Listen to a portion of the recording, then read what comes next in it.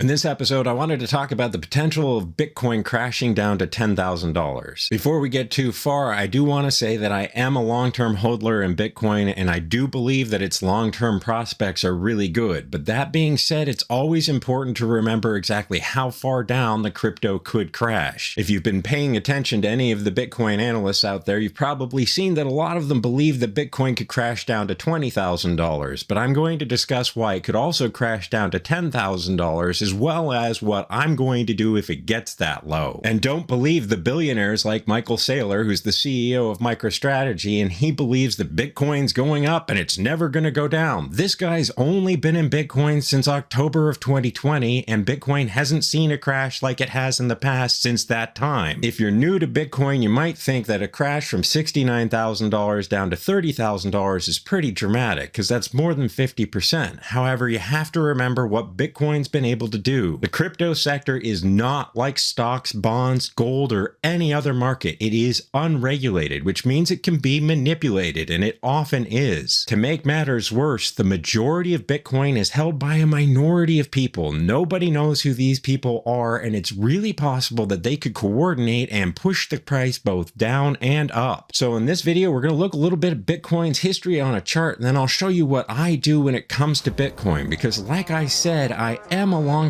hodler in the space, but at the same time, I don't want to risk too much capital at one time.